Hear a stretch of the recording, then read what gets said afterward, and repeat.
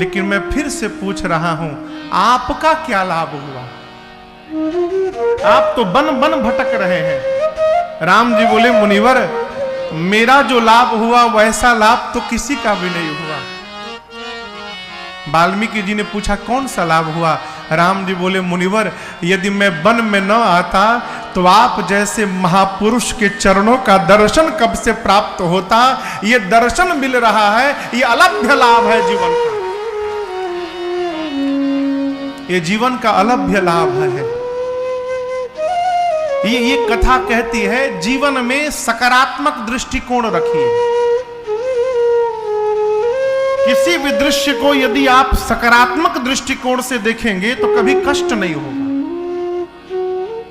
नकारात्मक दृष्टिकोण ही हमको कूप में ले जाकर समाप्त कर देता है। मेरे रघुनाथ जी हर स्थिति में प्रसन्न है? कहते, मुनिवर, देखी पाय मुनि राय तुम्हारे। मैं कहता हूं, भय सुकृत सब सफल हमारे। जीवन में धन होगा तो जगत का सुख प्राप्त होगा, जीवन में पुण्य होगा तो संतों का चरण प्राप्त होगा। यह पुण्य का परिणाम है। राम जी कहते हैं, आपके श्री चरण का दर्शन प्राप्त करके हे मुनिदेव, राम के सारे सुकृत आज सफल हो गए। अब हम आपसे प्रार्थना करते हैं, आप जहां आज्ञा करेंगे। अब जहां राउर आयसु होई, अब जहां राउर आयसु होई, मुनि उदबेग न पावे कोई, मुनि उदबेग न पावे कोई,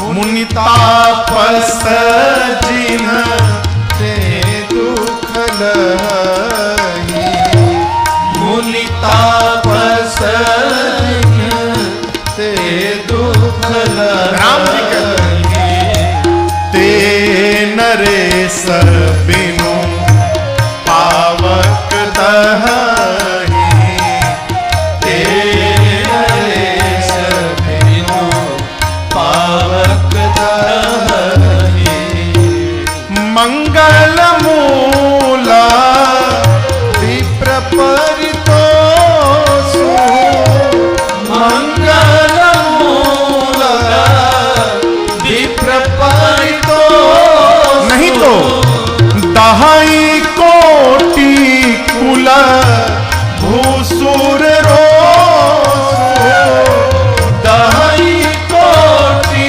कुल भूसुर रोषु, अस जिय जानी कहिय सोई खाऊं, अस जिय जानी कहिय सोई खाऊं, सिय सौमित्र सहित जहाँ जाऊं, सिय सौमित्र सहित जहाँ जाऊं, सिय सौमित्र सहित जहाँ जाऊं।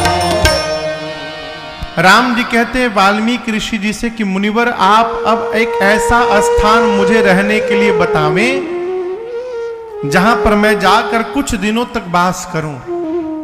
लेकिन दर्शन करिए, कैसा स्थान बताइए? ऐसा स्थान बताइए जहां मेरे रहने से किसी मुनि को कष्ट ना हो।